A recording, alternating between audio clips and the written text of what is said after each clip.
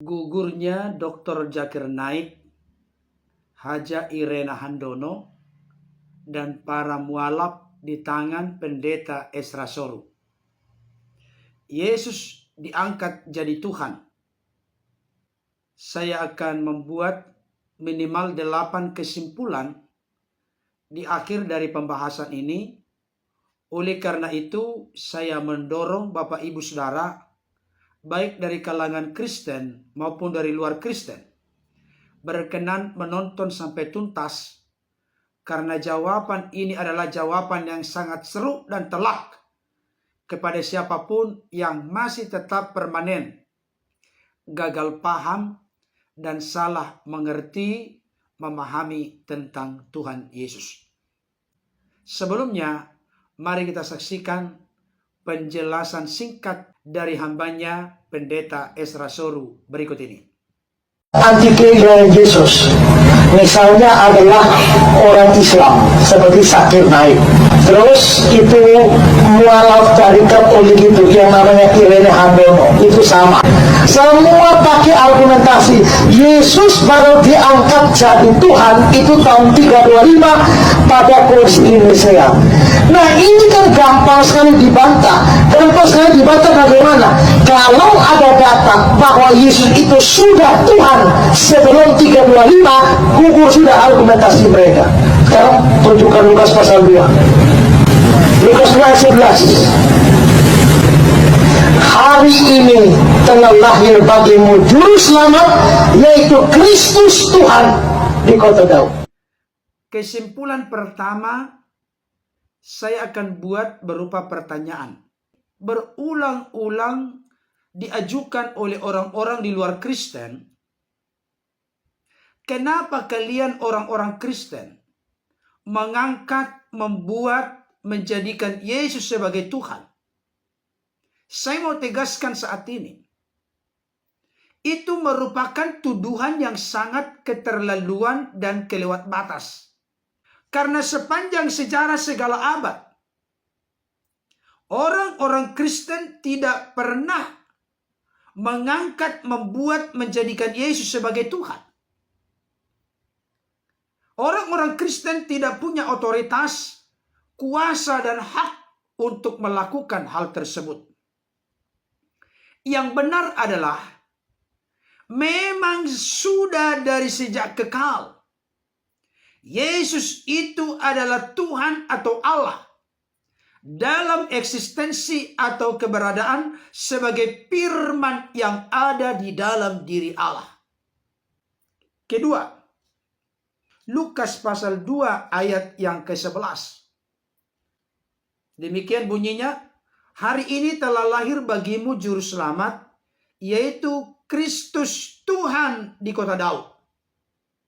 Kita tahu bersama konteks bacaan ini adalah para gembala yang ada di padang Efrata didatangi oleh malaikat, sekaligus diberitahukan kepada mereka satu berita kabar baik, berita sukacita. Hari ini telah lahir bagimu juru selamat, yaitu Kristus Tuhan di kota Daud. Tentu kita tahu ini terjadi sekitar abad pertama. Sedangkan konsili Nikea Konstantinopel itu diadakan tahun 325 Masehi.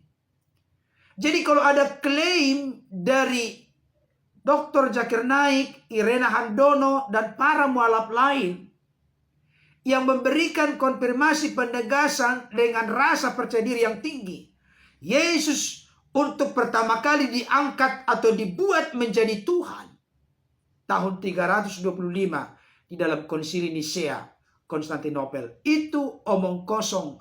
Karena sebelum lahir pun berita dari malaikat menegaskan bahwa yang lahir itu adalah juru selamat, yaitu Kristus Tuhan.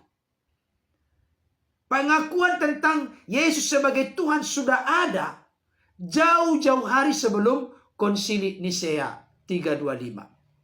3. Yohanes 1 ayat 1 sampai 3. Pada mulanya adalah firman, firman itu bersama-sama dengan Allah dan firman itu adalah Allah. ia pada mulanya bersama-sama dengan Allah. Segala sesuatu dijadikan oleh Dia, dan tanpa Dia tidak ada sesuatu pun yang telah jadi dari segala yang telah dijadikan. Artinya, Yesus dalam praeksistensi sebagai firman, Dia adalah pencipta segala sesuatu bersama Allah yang disapa dengan Bapa dan Roh Kudus. Pertanyaan saya, kalau Yesus itu memiliki potensi dan kuasa untuk mencipta, apakah bisa dikategorikan, dikelompokkan Yesus itu hanya sekedar nabi, rasul, utusan, seperti pemahaman orang-orang di luar Kristen, kalau Dia punya potensi dan kuasa untuk mencipta segala sesuatu? Mari saudaraku di luar Kristen, terbukalah mata hati, mata rohanimu, supaya engkau menerima Dia sebagai Tuhan atau Allah dalam eksistensi keberadaan sebagai firman yang telah nuzul turun menjadi manusia, rela mati di kayu salib untuk menebus hidupmu dari dosa, kematian kekal, dan dari jeratan kuasa dunia. Keempat, Yohanes 5 ayat 21 dikatakan begini, sebab sama seperti Bapa membangkitkan orang-orang mati dan menghidupkannya, demikian juga Anak, maksudnya Yesus Kristus, menghidupkan barang siapa yang dikehendakinya. Coba pikirkan matang-matang. Yesus itu berkuasa menghidupkan barang siapa yang dikehendakinya. Dan itu terbukti. Dua contoh dalam Alkitab. Pemuda di Nain, anak seorang janda, sudah siap dibawa ke kuburan. Yesus mendekati usungan itu dan berkata, "Hai anak muda, bangunlah." Maka dia pun bangkit dari kematian. Demikian juga dengan saudara Marta dan Maria bernama Lazarus. Sudah 4 hari dalam kubur dan sudah berbau busuk. Tapi Yesus berkata, "Lazarus, keluarlah." Yesus berkuasa menghidupkan Lazarus dan pemuda di Nain dari antara orang mati. Yang kelima, Yohanes 14 ayat 1. Janganlah gelisah hatimu, percayalah kepada Allah, percayalah juga kepadaku. Perhatikan.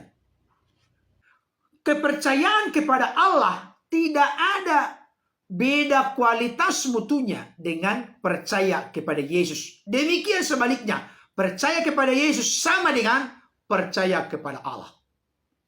Matius 2 ayat 5 dan 10. Orang lumpuh disembuhkan oleh Yesus dan Yesus berkata, "Hai anakku, dosamu sudah diampuni." Anak manusia di dunia ini berkuasa mengampuni dosa. Kalau berkuasa mengampuni dosa, apakah itu hanya sekedar nabi, utusan, rasul seperti pemahaman orang-orang luar Kristen? Kami orang-orang Kristen meyakini sungguh Yesus berkuasa mengampuni dosa, membuktikan bahwa Dia adalah Allah atau ilahi. Yang ketujuh, Yohanes 10 ayat 28, berkuasa memberi kepastian hidup yang kekal. 8, Yohanes 8 ayat 58 dan Yohanes 17 ayat 5. Yesus itu sudah ada sebelum Abraham ada.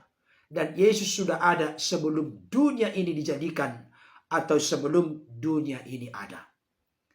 Kiranya 8 kesimpulan yang saya buat ini dapat semakin mencelikkan mata hati, mata rohani orang-orang di luar sana. Rendahkanlah hatimu di hadapan Tuhan dan segeralah terima Dia sebagai Tuhan Juru Selamat, supaya engkau ditebus dan diselamatkan.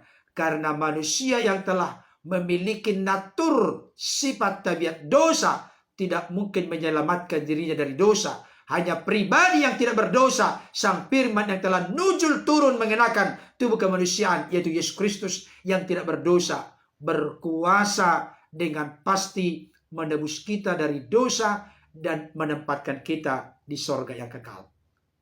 Amin.